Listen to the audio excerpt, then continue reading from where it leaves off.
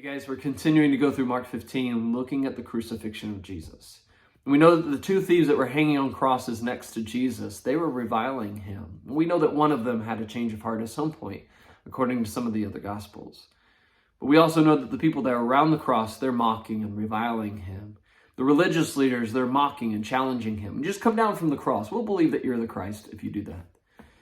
And we know that the Roman soldiers are still around the base of the cross, casting lots for his only worldly possession, his clothes.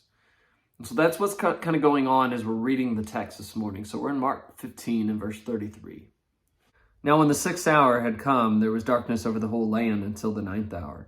And at the 9th hour, Jesus cried out with a loud voice, saying, Eloi, Eloi, lama sabachthani, which is translated, my God, why have you forsaken me?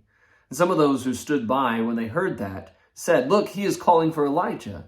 And then someone ran and filled a sponge full of sour wine and put it on a reed and offered it to him to drink, saying, let him alone. Let us see if Elijah will come to take him down. And Jesus cried out with a loud voice and breathed his last. Then the veil of the temple was torn in two from top to bottom. And so when the centurion who stood opposite of him saw that he had cried out like this and breathed his last, he said, truly this man was the Son of God. From about noon to 3 p.m., there was darkness over the land. It was like God's trying to demonstrate for us just how dark this day really was. It's like the sun's trying to hide from the horrors of what's going on.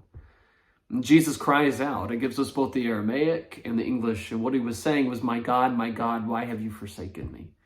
Now that's what David said in Psalm 22, where in this psalm of the righteous sufferer, and David was experiencing, he nearly was killed and he was being chased all around by King Saul. And he felt forsook. And so there's some people that argue the fact that Jesus was just saying this because he was really in the position of David here. That he wasn't really being forsook, but he felt forsaken. I just don't think that's what's going on. This is a prophetic psalm where the words fit the life of David, but ultimately they're fulfilled in the life of Jesus. I think what Jesus was experiencing was the full brunt of God's wrath, that he bore our sins in his body and he was experiencing the punishment of them. In Genesis 2, God said that in the day they ate that fruit, they would surely die. And he's not talking about a physical death because they didn't die. He's talking about a spiritual death, a separation from God. And so as he's bearing our sins in his body, he's experiencing the punishment of our sins. There's a separation. And so because Jesus experienced that for us, there's a potential that we won't have to experience that. And so some of the people on the cross, when they heard Jesus cry out, they thought he was crying out for Elijah. Why? I have no idea. But maybe they were talking about the definition of Elijah, not the person Elijah. Elijah means God is Jehovah.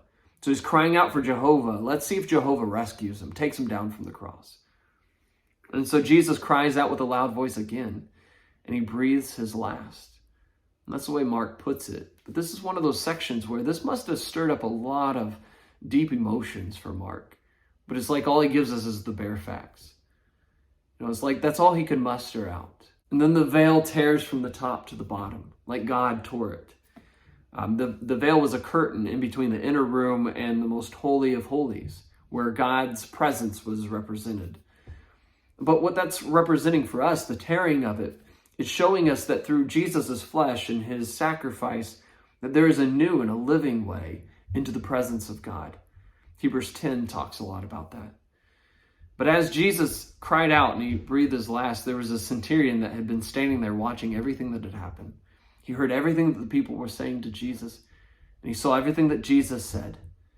And he comes to the conclusion is surely this is the Son of God. Now, I don't know everything that he meant by that, because the Roman people, they were very idolatrous.